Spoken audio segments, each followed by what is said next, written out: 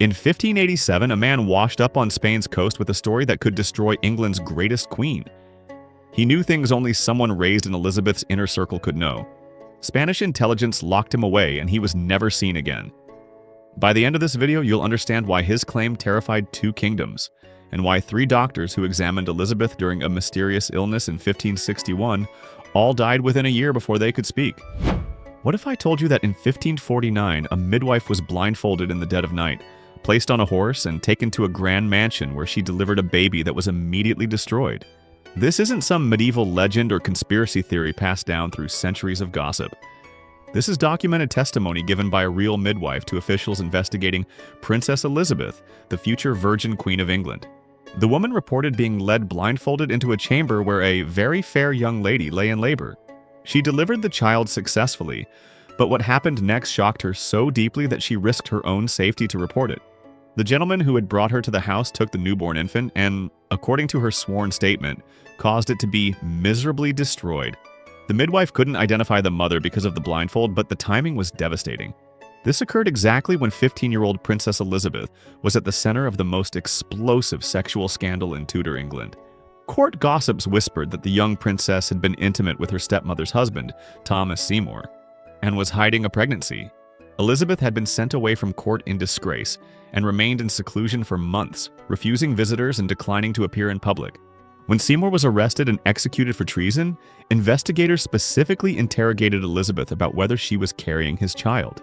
She denied everything with fierce determination, even writing demanding letters insisting she be allowed to appear at court to prove she wasn't pregnant. But here's what makes the midwife's story truly chilling. It wasn't the only pregnancy rumor that would follow Elizabeth throughout her life. This blindfolded delivery would be the first of several suspicious incidents involving the Virgin Queen and secret pregnancies. The midwife's testimony was recorded during the investigation into Thomas Seymour's treason, and it sent shockwaves through the Tudor establishment. Officials took it seriously enough to question Elizabeth directly, which was extraordinary given her status as second in line to the throne. The fact that they investigated at all suggests they had reason to believe the rumor might be true. Royal pregnancies couldn't be hidden easily in the 16th century, but this account describes exactly how it could be done, with careful planning and absolute secrecy. Take a blindfolded midwife to an undisclosed location, have her deliver the baby, then eliminate the evidence and scatter the witnesses.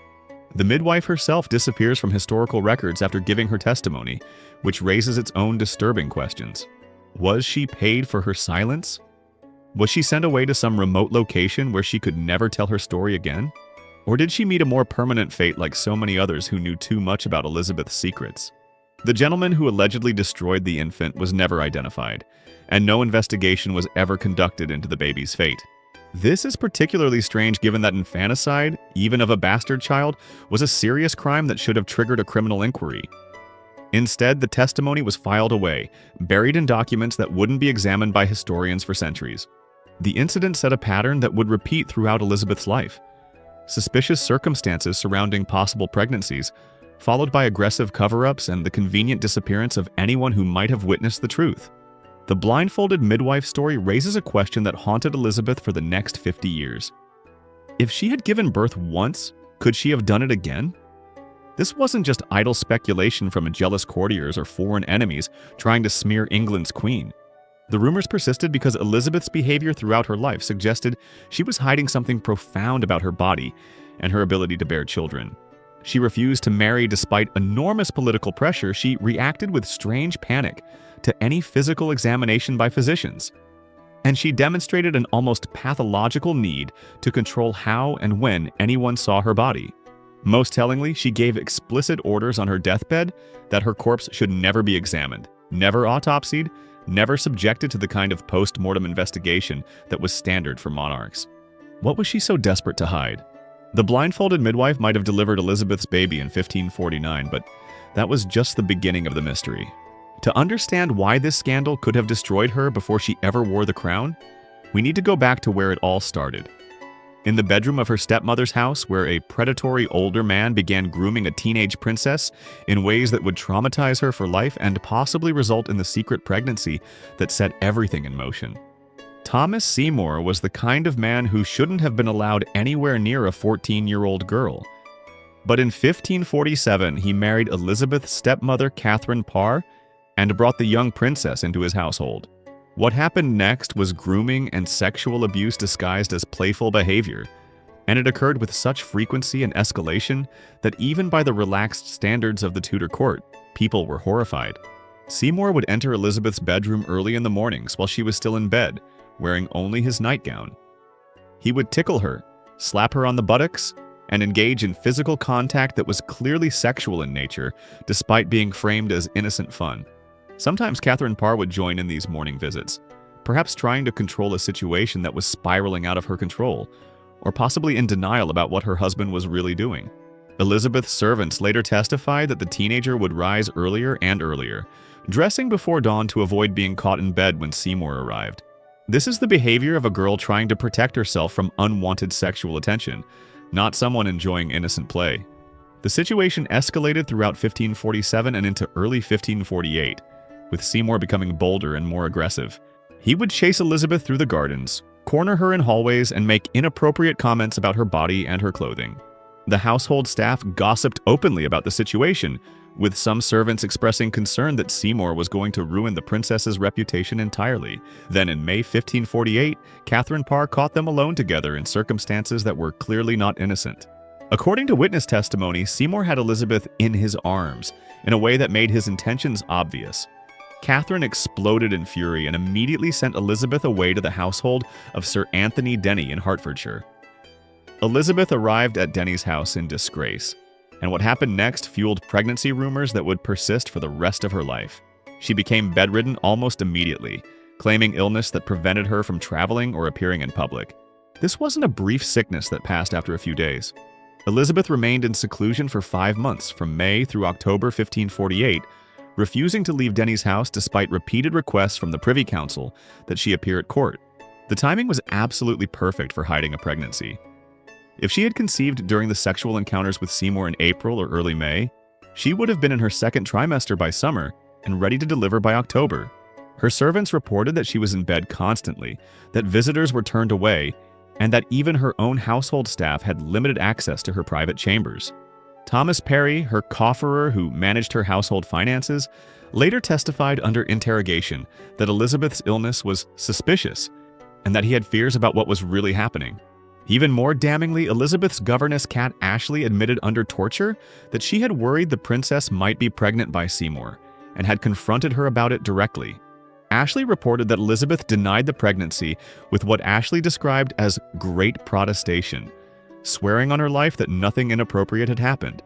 But Ashley wasn't convinced, and her testimony suggests that people inside Elizabeth's own household believed pregnancy was possible. The seclusion continued through summer into fall, with Elizabeth writing letters explaining she was too ill to travel, but never specifying what illness kept her bedridden for nearly half a year. Modern historians have suggested everything from stress and emotional trauma to actual illness. But none of these explanations fully account for why a teenager who had previously been healthy and active would suddenly become an invalid for exactly the length of time it takes to conceal a pregnancy. The crisis exploded in March 1549 when Thomas Seymour was arrested for treason and conspiracy against his brother, Lord Protector Somerset, who was ruling England in the name of the child king Edward VI. During Seymour's interrogation and trial, investigators uncovered evidence of his relationship with Elizabeth and immediately began questioning whether she had carried his child. Elizabeth was interrogated repeatedly, with officials asking specific, direct questions about whether she was pregnant or had been pregnant. She denied everything with fierce determination, writing letters to the Privy Council protesting her innocence and demanding to be allowed to appear at court to prove publicly that she wasn't pregnant. Her governess Cat Ashley and her cofferer Thomas Perry were arrested and tortured in the Tower of London, where they were questioned extensively about whether Elizabeth had conceived Seymour's child. Both admitted under torture that they had suspected pregnancy, that Elizabeth's behavior had been suspicious, and that the household had been deeply concerned about the situation. But both also maintained that Elizabeth had denied being pregnant and that they had no proof of an actual birth. This is where the blindfolded midwife's testimony becomes critical. If that testimony is accurate, and if the very fair young lady who gave birth in secret was indeed Elizabeth, then the child would have been born sometime in late 1548 or very early 1549, exactly matching the timeline of her mysterious 5-month illness and seclusion. Seymour was executed in March 1549, taking whatever secrets he knew to the grave.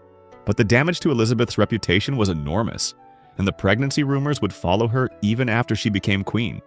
This scandal taught Elizabeth several devastating lessons that would shape her entire reign. Physical intimacy leads to vulnerability. Pregnancy means loss of control, and the only way to protect yourself is to ensure no one ever has access to your body in ways that could be used against you. What she learned as a traumatized teenager would influence her decisions about marriage, children, and physical examinations for the next 55 years. Fast forward to November 1560, and Elizabeth has been queen for 2 years. She's 27 years old at the peak of her power and deeply in love with Robert Dudley, her master of the horse and constant companion. Foreign ambassadors were sending coded dispatches back to their governments, reporting something absolutely explosive. The queen appeared to be pregnant. These weren't rumors from unreliable gossips or political enemies trying to smear her reputation. These were trained diplomatic observers whose job was to watch the English court with professional precision and report anything significant to their kings. The Venetian ambassador wrote that Elizabeth's looks had changed in ways consistent with early pregnancy, describing a fullness to her face and body that hadn't been there before. A Spanish diplomat sent an encrypted dispatch in December 1560, stating flatly that the queen was expecting a child by Robert Dudley. These men had observed hundreds of noble women across European courts. They knew what pregnancy looked like, and they believed they were witnessing it in Elizabeth. Then in January 1561, Elizabeth fell violently ill with what was described only as a mysterious malady that caused her body to swell dramatically, particularly in her abdomen. She became bedridden and remained confined to her private chambers for months, with access restricted to only her most trusted ladies-in-waiting. The swelling became so pronounced that some courtiers whispered she looked several months pregnant. Robert Dudley's behavior during this period was equally suspicious. His bedchamber had been moved next to Elizabeth's in 1559, giving him private access to the queen without having to pass through public corridors. Throughout Elizabeth's illness, he remained constantly nearby, visiting her chambers with a frequency that scandalized the court. Spanish intelligence reported that Elizabeth and Dudley had exchanged private vows of betrothal, suggesting they considered themselves secretly married, which would make any child legitimate in their own eyes, if not in the eyes of the law. Elizabeth remained in seclusion throughout the spring of 1561, and the pattern was eerily similar to what had happened during her mysterious illness 13 years earlier when she was suspected of being pregnant by Thomas Seymour. Once again, she was bedridden for months. Once again, visitors were turned away and access to her private chambers was severely restricted. Once again, no clear diagnosis was ever given for what ailed her, just vague references to mysterious illness and swelling. The timing raises immediate questions because this wasn't the same as her famous bout with smallpox, which didn't occur until October 1562. This was a separate illness 16 months earlier that caused abdominal swelling and months of confinement during exactly the period when ambassadors believed she was pregnant. Medical historians have struggled to explain what non-pregnancy-related condition would cause these specific symptoms. Some have suggested ovarian cysts or tumors, but these don't typically resolve themselves within a few months, as Elizabeth's swelling eventually did. Others have proposed severe stress or psychosomatic illness, but this seems insufficient to explain why trained diplomatic observers believed they were witnessing pregnancy. The most straightforward explanation is the one that contemporary observers suspected. Elizabeth was pregnant, carried the child for several months, and gave birth in secret sometime in the summer of 1561. In August 1561, Elizabeth was staying at Hedingham Castle in Essex, the home of the Earl of Oxford. This was far from London and the prying eyes of the full court, providing exactly the kind of privacy needed for a secret birth. Letters from this period show something strange. Elizabeth's correspondence is suddenly being written by her secretary William Cecil rather than in her own hand, which was unusual for a monarch who typically wrote her own important letters. Was she too weak to write after giving birth? Was she recovering from childbirth complications that made it impossible for her to conduct normal business? We'll never know for certain, but the pattern fits perfectly with a woman who had just delivered a child in secret and was recovering under the guise of extended illness. By autumn 1561, Elizabeth had recovered from her mysterious illness and returned to normal activities, but the rumors about her pregnancy never fully died down. Ambassadors continued sending coded dispatches discussing whether the queen had given birth, and Spanish intelligence remained convinced something significant had happened during those months of seclusion. Most tellingly, Robert Dudley's behavior changed dramatically after Elizabeth's illness. He had previously been pressing for marriage, publicly discussing his intention to wed the Queen and acting as though their union was inevitable. After 1561, those discussions largely ceased. He remained devoted to Elizabeth and continued as her closest companion for the next 30 years. But he stopped pushing for marriage with the same urgency, as though he knew it was impossible for reasons that couldn't be publicly discussed. Did Dudley know that Elizabeth had given birth to his child? Did they make a mutual decision that protecting that secret required them to abandon hopes of legitimate marriage? The evidence suggests that something fundamental changed in their relationship during those months of mysterious illness, transforming their bond from one of romantic possibility to one of shared secret-keeping. But here's what makes this theory move from speculation to something much more compelling. 26 years later, a young man would appear on the coast of Spain with a story that perfectly aligned with this timeline. He would claim to be the child born during Elizabeth's mysterious illness of 1561, and his story would contain details so specific and so verifiable that Spanish intelligence would take it seriously enough to imprison him. His testimony would reveal things about Elizabeth's household and inner circle that should have been impossible for an outsider to know, and his very existence would terrify two kingdoms into ensuring he never reached England alive. In the summer of 1587, a ship was wrecked off the coast of Spain, and among the survivors pulled from the water was a young man who would tell Spanish authorities a story that could topple the English throne. His name was Arthur Dudley, and he was approximately 26 years old, which meant he was born around 1561. Spanish officials initially believed he was an English spy and threw him into prison. But during interrogation, Arthur revealed something that made them realize they might be holding the most valuable prisoner in Europe. He claimed to be the biological son of Queen Elizabeth I and Robert Dudley. This wasn't a wild claim made by some random lunatic trying to gain notoriety.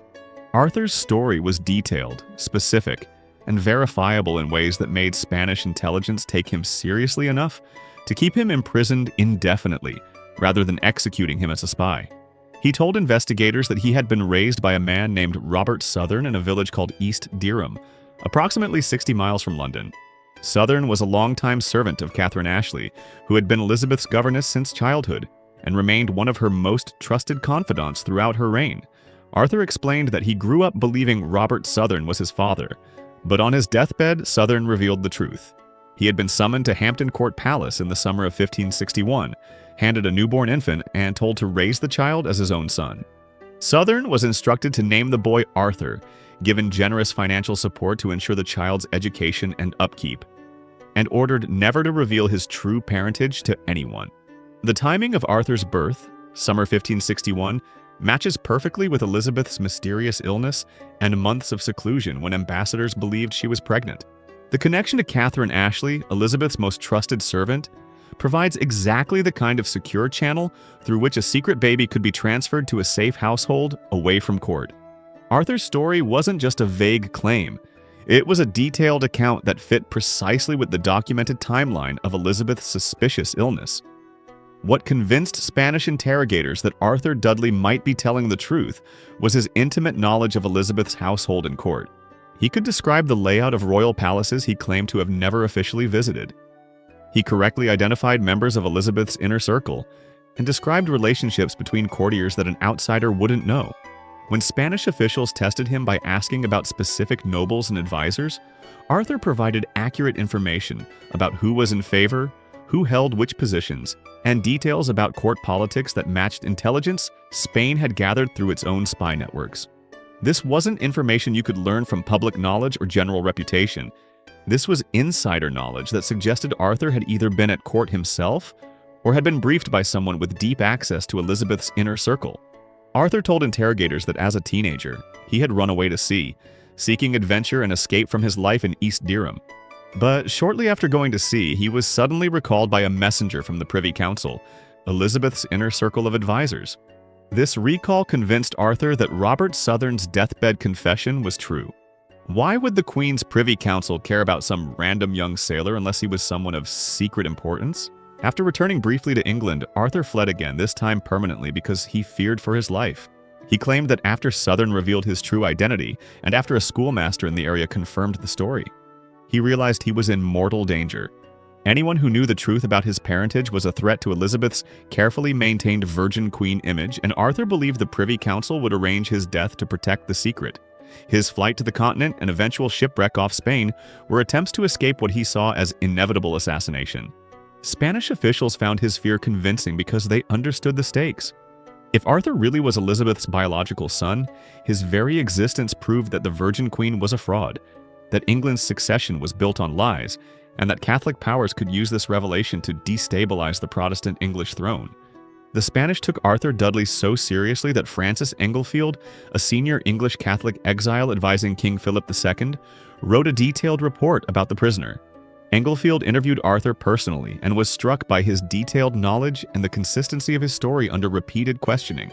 In his report to Philip, Englefield wrote that while his claim amounts to nothing legally, meaning Arthur couldn't prove his identity in a way that would hold up in court or justify a military invasion, the young man should absolutely not be allowed to leave Spain. Englefield advised that Arthur must be kept very secure, suggesting that even if they couldn't prove he was Elizabeth's son, the possibility was dangerous enough that he needed to be imprisoned indefinitely. Spanish records show that King Philip paid 6 crowns daily for Arthur's upkeep, an expense he wouldn't have authorized for an ordinary spy or prisoner. This payment continued for months, indicating that Spanish authorities considered Arthur valuable enough to keep alive but dangerous enough never to release. And then Arthur Dudley vanished from historical records entirely. No execution is recorded, no release is documented, no further interrogation reports exist. He simply disappears from Spanish archives after late 1587 as though he never existed. Did Spain quietly execute him once they realized his testimony couldn't be weaponized effectively against England? Did Elizabeth's agents reach him somehow and arrange his death in a Spanish prison? Or was he moved to some remote location where he lived out his life in comfortable captivity? Too dangerous to kill, but too valuable as a potential bargaining chip to eliminate? We'll never know. But his disappearance is consistent with how dangerous his claim was to both kingdoms. For Spain, Arthur represented potential propaganda ammunition against Protestant England, but using him risked international scandal and possible retaliation. For England, Arthur's very existence threatened to destroy Elizabeth's carefully constructed Virgin Queen mythology and raised questions about her legitimacy that could trigger civil war. The solution was simple. Make Arthur Dudley disappear permanently, erasing him from history so thoroughly that later generations would barely believe he existed at all. Elizabeth's refusal to marry Robert Dudley is one of the great mysteries of English history, and the conventional explanation has never made sense. According to traditional historians, Elizabeth couldn't marry Dudley because of the scandal surrounding his wife's death in 1560. Amy Robsart was found dead at the bottom of a staircase with a broken neck, and rumors immediately exploded that Dudley had arranged her murder to free himself to marry the Queen. The scandal was intense, with foreign ambassadors reporting that Elizabeth couldn't possibly marry Dudley now without appearing complicit in murder. But this explanation collapses under even basic scrutiny. Amy's death was investigated by a coroner's jury that included local nobles and officials, and they officially ruled it an accidental death.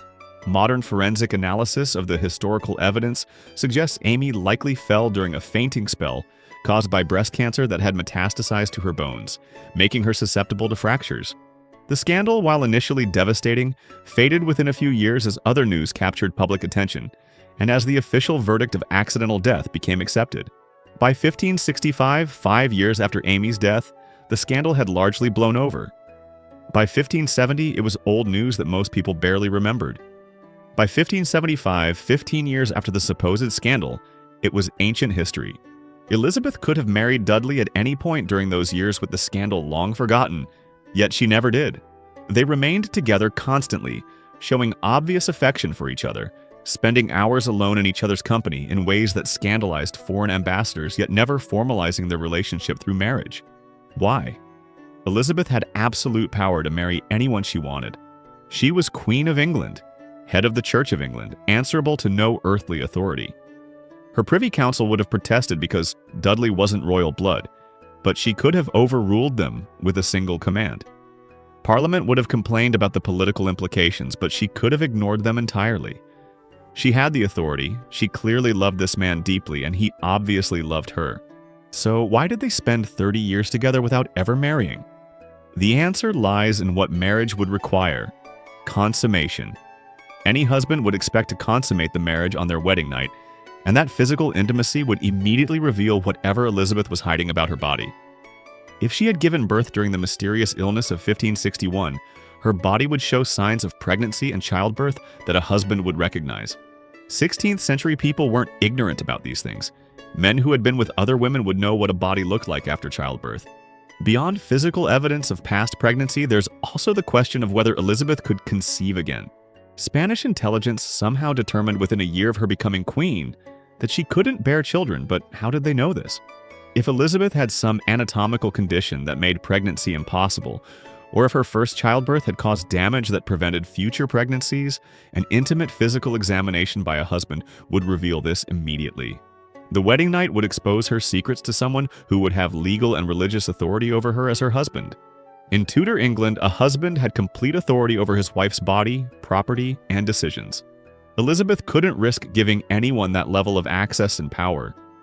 This explains why she never married anyone, not just Dudley. Multiple foreign princes proposed marriage. She rejected them all. Powerful English nobles sought her hand. She turned them down. The pattern was consistent. Elizabeth would encourage courtship, entertain proposals, allow herself to be pursued. But when it came time to actually commit to marriage, she always found reasons to back away. The traditional explanation is that she didn't want to share power, that she preferred being a queen regnant rather than a queen consort. But this doesn't explain why she couldn't have a political marriage in name only, which was common among European royalty. She could have married for dynastic reasons while maintaining separate households and avoiding physical intimacy. Many royal couples did exactly this. Elizabeth's refusal goes deeper than politics. It suggests a personal, physical reason why marriage was impossible. Late in his life, Robert Dudley wrote something in a private letter that haunted everyone who read it. The letter itself was subsequently destroyed, as so many documents related to this secret seem to have been. But multiple people recorded its contents before it vanished. Dudley referred to a secret that bound him and Elizabeth together, a secret he described with evident pain as a source of sorrow rather than joy. What secret between two people who clearly loved each other would be a source of sorrow? The most logical explanation is that Dudley knew about Elizabeth's hidden past, whether through accidental observation, deliberate confession, or gradual realization over years of intimacy. He understood why marriage was impossible, not because of political concerns or public scandal, but because of biological realities neither of them could change. Perhaps he knew she had given birth to his child in 1561, and that protecting that secret required them to remain unmarried. Perhaps he knew she couldn't have more children, and understood that a marriage that produced no heirs would raise questions they couldn't answer. Perhaps he simply knew that any intimate examination would reveal something about Elizabeth's body that would destroy her if it became public knowledge. Whatever the truth was, Dudley loved her enough to protect her secret, even though it meant sacrificing his own chance at legitimate heirs and political power through marriage. Think about the tragedy of that situation. Two people deeply in love, spending decades together in a relationship everyone could see, unable to formalize their bond because of something neither could change. Dudley died in September 1588, and Elizabeth's reaction revealed the depth of their connection. She was reportedly inconsolable with grief, locking herself in her chambers for days. Her counselors became so concerned about her mental state that they had to physically remove a door to get to her because she was refusing to eat or see anyone. She kept Dudley's last letter to her in a small box beside her bed for the remaining 15 years of her life, writing on the envelope in her own hand, his last letter. This wasn't the behavior of a queen mourning a political advisor or even just a close friend. This was a woman who had lost the only person who truly knew her and loved her anyway, despite the secret that made their love impossible to consummate in marriage. In 1571, Parliament passed a law that seems unremarkable on its surface, but contains a phrase that has puzzled historians for centuries. The statute made it a penal offense, meaning punishable by imprisonment or worse, to speak of any successor to the crown except the natural issue of the Queen's Majesty. Read that phrase carefully. Natural issue, not legitimate issue or lawful issue. Natural issue means biological children, regardless of legitimacy. Why would Parliament use this specific phrase when discussing Elizabeth's succession? The conventional explanation is that the law was designed to prevent speculation about who would inherit the throne and to shut down dangerous discussions about Elizabeth's death or potential successors. But historian William Camden, writing during Elizabeth's reign, noted something disturbing about this law. He recorded that he had personally heard people say the phrase natural issue was inserted deliberately by Robert Dudley, who by this point was the Earl of Leicester, so that it might one day be used to obtrude upon the English some bastard son of his for the Queen's natural issue. Think about what Camden is suggesting. Leicester and his allies deliberately crafted this law to include language that would allow a biological child of Elizabeth's, even if born out of wedlock, to potentially be recognized as her successor. The law wouldn't explicitly legitimize a bastard child, but it would create legal ambiguity about whether natural issue meant only legitimate children, or any biological children, regardless of how they were conceived. This interpretation becomes even more compelling when you consider what was happening in 1571. Arthur Dudley would have been about 10 years old, assuming he was born in 1561 during Elizabeth's mysterious illness. If Leicester knew about this child's existence, if he and Elizabeth had decided to keep the boy hidden away from court but were making contingency plans for what would happen if Elizabeth died without any other heirs, this law makes perfect strategic sense. It creates a legal framework through which a secret son could potentially be brought forward and recognized as Elizabeth's natural heir. Around the same time this law was passed, several people were imprisoned for spreading rumors about Elizabeth and Leicester. Specifically, they were locked up for saying that my Lord Leicester has 2 children by the Queen. Not 1 child, 2 children. This raises disturbing questions about whether Arthur Dudley was the only secret child, or whether there were others born and hidden away. The rumors were taken seriously enough that authorities arrested and interrogated people for spreading them, which suggests the government was desperately trying to suppress dangerous information that might have been based on truth. The pattern of state repression around this issue is telling. People were punished not for making vague accusations about Elizabeth's virtue, but for making specific claims about children born to her and Leicester. The specificity suggests these weren't just random slanders, but rumors based on information leaking from people who knew something concrete. Also during this period, Roger Ascham, who had been Elizabeth's beloved tutor and knew her from childhood, wrote a cryptic letter that historians have struggled to interpret for centuries.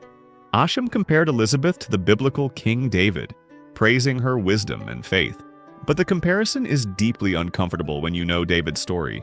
David's great sin was adultery with Bathsheba that produced a child, followed by arranging the murder of Bathsheba's husband to cover up the scandal. The child died as divine punishment for David's sin, but Bathsheba later bore Solomon, who became David's successor. Why would Ascham compare Elizabeth to David? Was he hinting that she, like David, had committed adultery that produced a child? Was he suggesting that, like David, she had been complicit in eliminating people who threatened to expose her sin? Or was he simply commenting on her wisdom and leadership while being tone-deaf to the uncomfortable parallels his comparison created? We'll never know because Ascham died shortly after writing the letter, and any clarifying correspondence has been lost or destroyed. But the pattern keeps repeating. Laws that seem designed to protect a secret child, rumors about specific children born to the Queen, literary comparisons to biblical figures whose stories involve hidden pregnancies and murdered witnesses, all circulating during the exact period when a boy who claimed to be Elizabeth's son was growing up in obscurity 60 miles from London. The truly chilling aspect of the 1571 law and the surrounding rumors is how they fit into a pattern of preparation and protection that suggests powerful people knew Elizabeth had given birth and were creating legal and political frameworks to manage that secret. If Leicester really did insert natural issue language into succession law, it means he was planning decades ahead, creating options for what might happen if Elizabeth died without legitimate heirs, but with a biological son hidden away.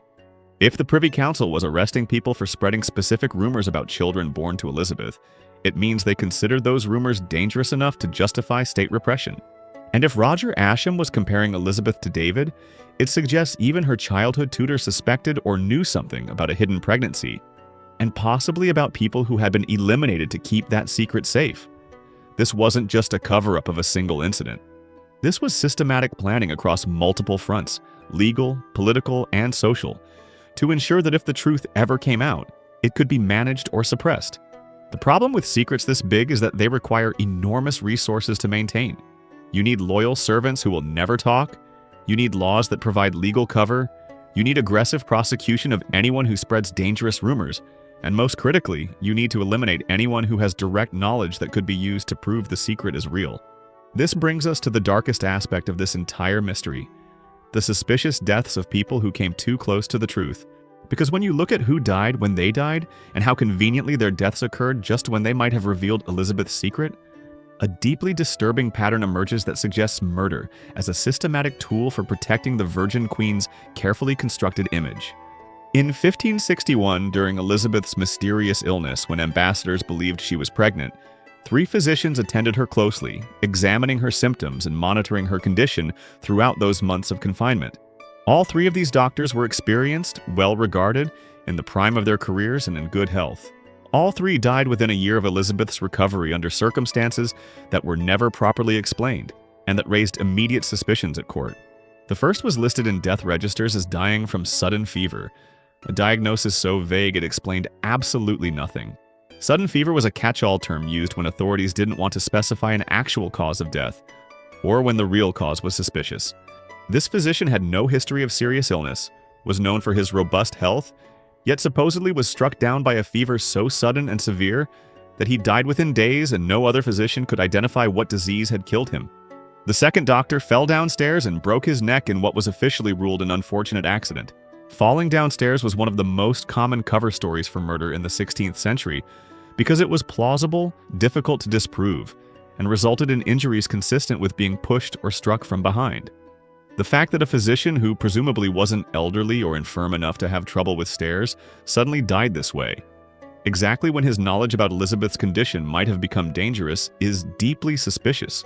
The third suffered what records called apoplexy, another conveniently vague term that could mean anything from a stroke to a heart attack to poisoning. Like sudden fever, apoplexy was a diagnosis that explained nothing and ended all inquiry. These weren't coincidental deaths of elderly men at the natural end of their lives.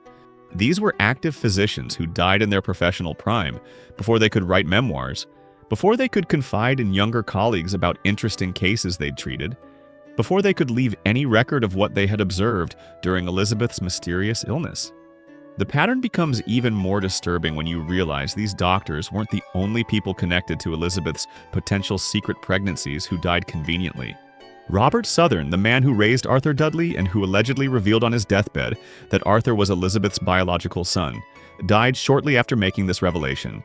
Was his deathbed confession actually a deathbed at all?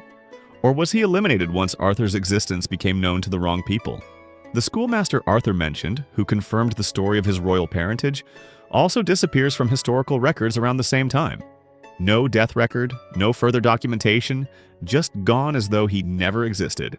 Anyone who could testify to Arthur's identity or confirm his claims about being the Queen's son seems to have been systematically removed from the historical record through death or disappearance. The servants who witnessed the preparation of Elizabeth's body after her death in 1603 were scattered across England within days, sent to remote estates with generous pensions and explicit threats about what would happen if they ever spoke about what they had seen. These weren't normal retirement arrangements. These were payoffs combined with threats, ensuring that anyone who had seen Elizabeth's body and might have noticed anatomical evidence of past childbirth would never have the opportunity to tell their story. Even high-ranking nobles who should have had the right to witness the Queen's final hours and the preparation of her body were physically removed from the area by armed guards. The speed with which Elizabeth's corpse was sealed in a lead coffin within hours of her death before rigor mortis had fully set in was unprecedented in English royal history. Other monarchs' bodies had lain in state for days or weeks, allowing nobles, clergy, physicians, and foreign representatives to pay respects and confirm the death. Elizabeth's body disappeared into that sealed coffin so fast that most people at court never saw her corpse at all. The systematic nature of these deaths and disappearances suggests this wasn't random bad luck or coincidence.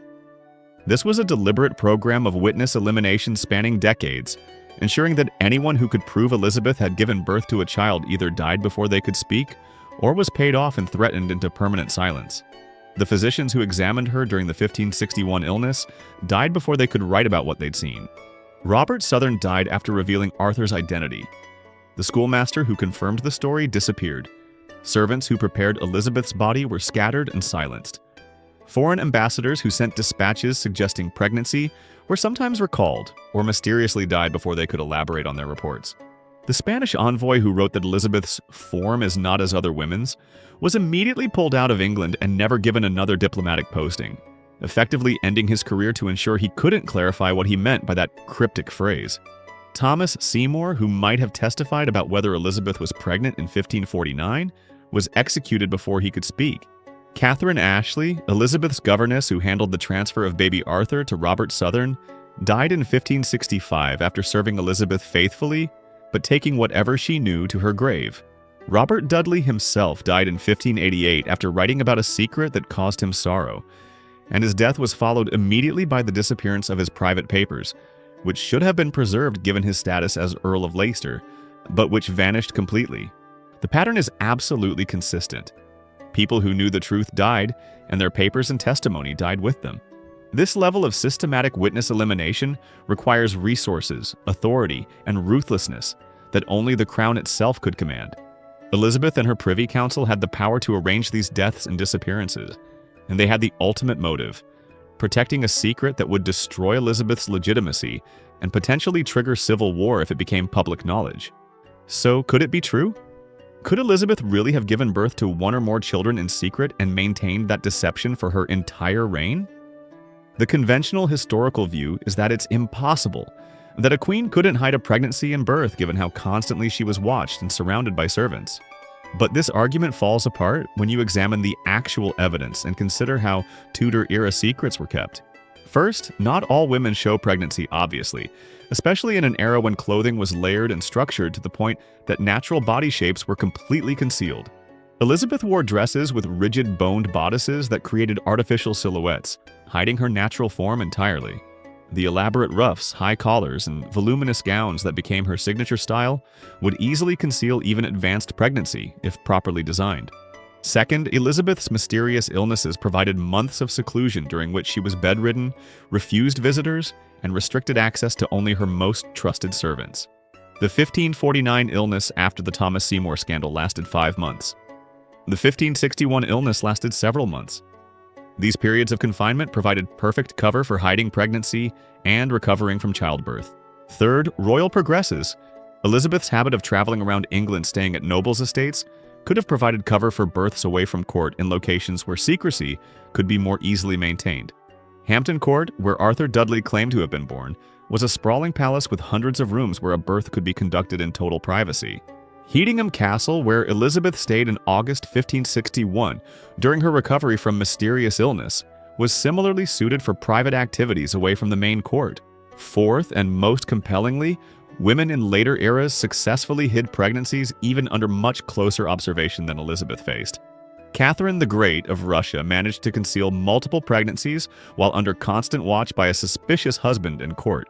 If Catherine could do it in the 18th century, Elizabeth could certainly have done it 200 years earlier when medical knowledge and surveillance capabilities were far more primitive. The evidence supporting the secret pregnancy theory is more substantial than most historians want to admit. You have the Blindfolded Midwife's testimony from 1549, given under oath during a formal investigation. You have multiple ambassadors reporting pregnancy in 1560, 1561, men whose professional competence depended on accurate observation. You have documented illnesses with specific symptoms, abdominal swelling, months of confinement, that perfectly match pregnancy timelines. You have Arthur Dudley's detailed claim, supported by his intimate knowledge of Elizabeth's household and his connections to Catherine Ashley through Robert Southern. You have the suspicious deaths of 3 physicians and multiple other witnesses. You have the 1571 law about natural issue that seems designed to create legal cover for recognizing a biological child. You have rumors specific enough that authorities imprisoned people for spreading them. You have Dudley's reference to a secret that caused sorrow. You have Elizabeth's lifelong refusal to marry despite having absolute power to do so. And you have her explicit deathbed order that her body never be examined, followed by the unprecedented speed with which her corpse was sealed away. None of this is proof in the legal sense, but taken together, it paints a picture that's far more coherent than the official story. The biggest argument against the theory is that someone would have talked, that secrets this big can't be kept for decades. But this ignores how 16th century power worked. When the Queen and Privy Council want something kept secret, they have tools we can barely imagine. Torture, imprisonment, execution, financial ruin, exile, and the absolute authority to make people disappear. Everyone who knew the truth understood that revealing it meant death, not just for themselves, but potentially for their families. That kind of fear is extraordinarily effective at enforcing silence. Moreover, some people did talk. The midwife testified. Ambassadors reported what they observed. Arthur Dudley revealed his identity. Courtiers gossiped about children born to Elizabeth and Leicester. The difference is that these testimonies were suppressed, buried in archives, dismissed as rumors, or destroyed entirely so that later generations would never believe them. Here's what we know for certain. Elizabeth behaved throughout her life like someone hiding a profound secret about her body and her ability to bear children.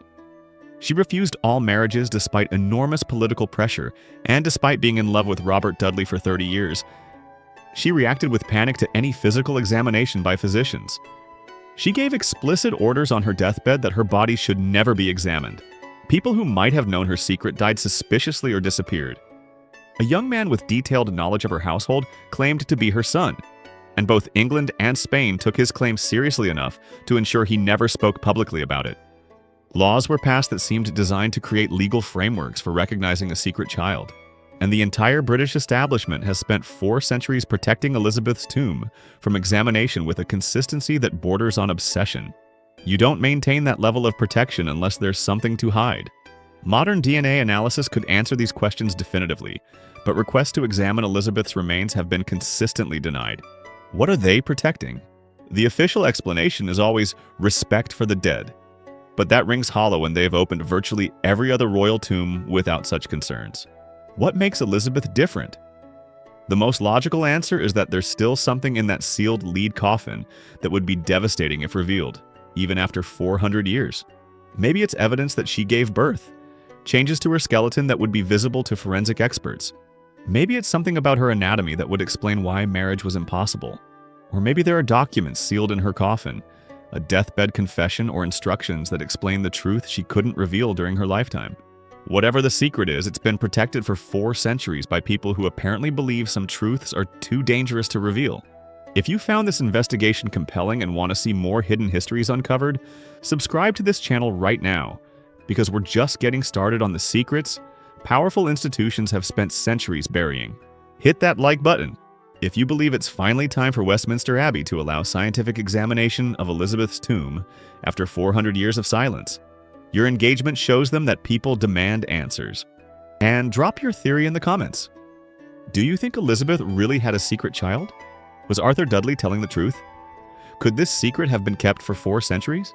Your insights might reveal something historians have been missing all this time. The Virgin Queen's greatest secret has been buried long enough. It's time we finally uncovered the truth.